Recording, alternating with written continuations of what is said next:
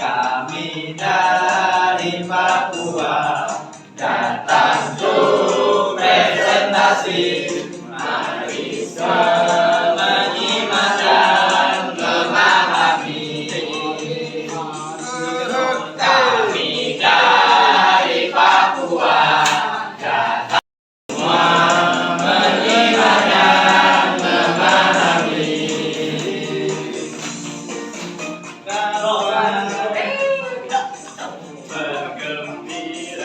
Bergembira, jangan lupa berdoa. Warahmatullahi wabarakatuh. Alhamdulillahirabbil alamin. Wa bihi nasta'in wa ala umuri dunya waddin. Wassalatu wassalamu ala asyrofil anbiya'i wal mursalin. Sayyidina Muhammadin wa ala alihi washabihi ajmain. Amma ba'du. Yang terhormat Ibu dosen pengaku mata kuliah Manajemen Multibudaya, Ibu Dr. Haja Rusdiana Nafia, MPDI. Yang terhormat teman-teman manajemen mahasiswa kelas A yang saya sayangi juga. Semoga kesehatan dan kemudahan selalu Allah berikan kepada kita dalam setiap langkah. Amin ya rabbal alamin. Pertama, mari kita sampaikan rasa puji syukur kita kepada Allah yang Maha Syakur, karena berkat beliaulah kita, karena berkat dialah kita masih bisa menghadiri mengikuti perkuliahan pada Provinsi Papua dengan materi perubahan budaya organisasi. Padanya dipersilakan. Sebelumnya, materi pertama ingin menjelaskan tentang pengertian perubahan budaya organisasi.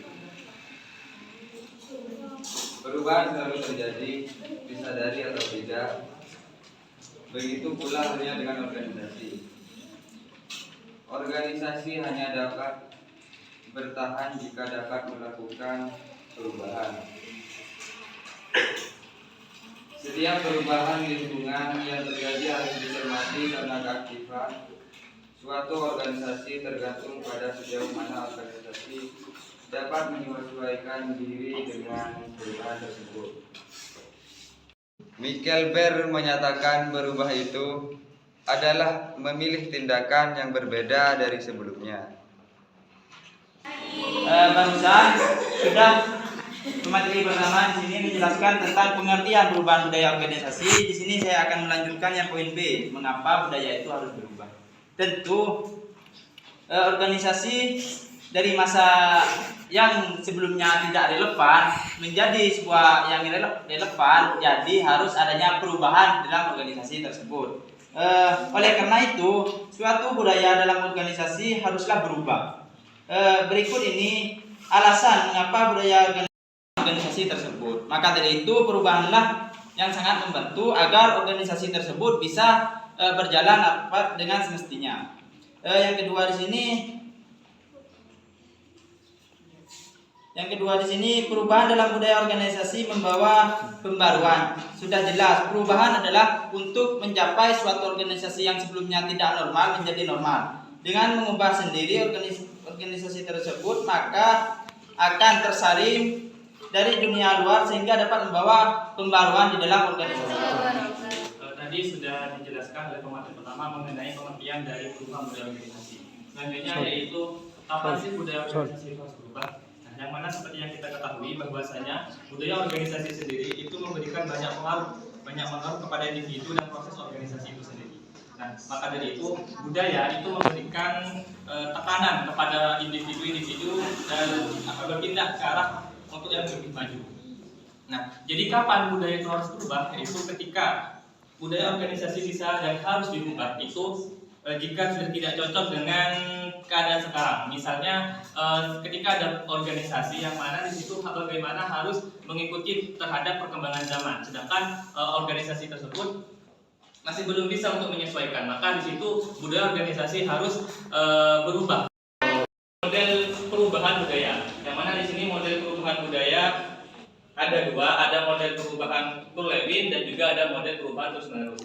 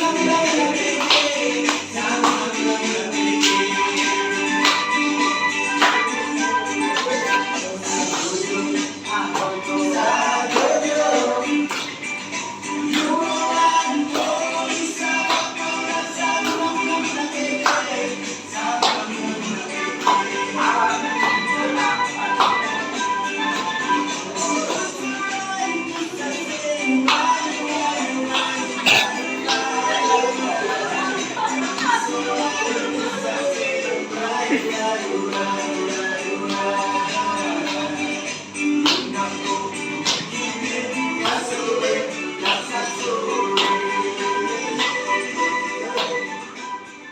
terima kasih.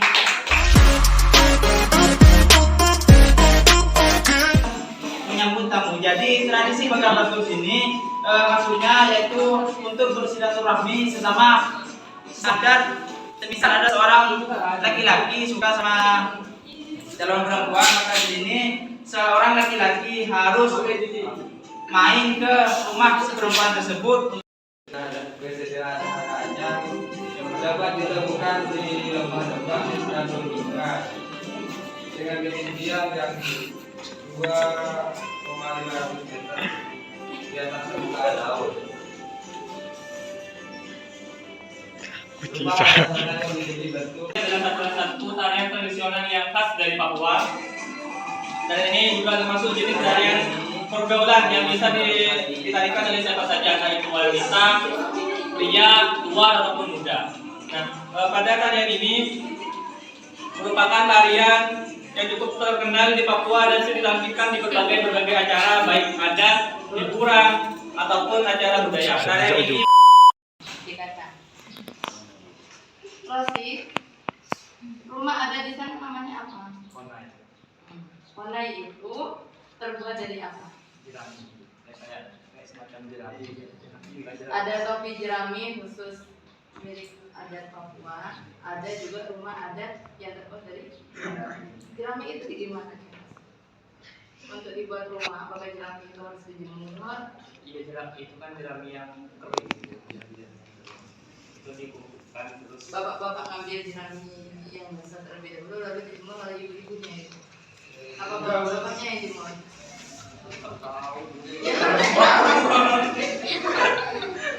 Kan menceritakan produksi ada.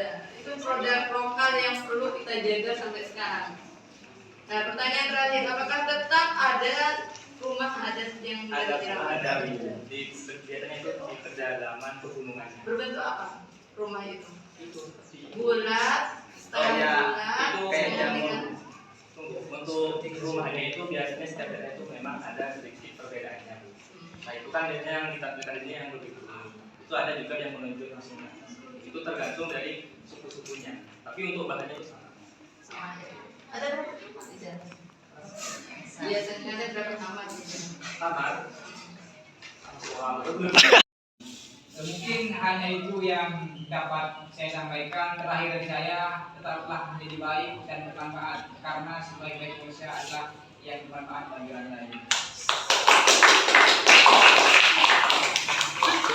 Terakhir dari saya Ahmad Musa Rahman sebagai moderator pamit undur diri. Saya serahkan kembali kepada Ibu Sri Maksud Dr. Haja Husdiana Nafia MPD.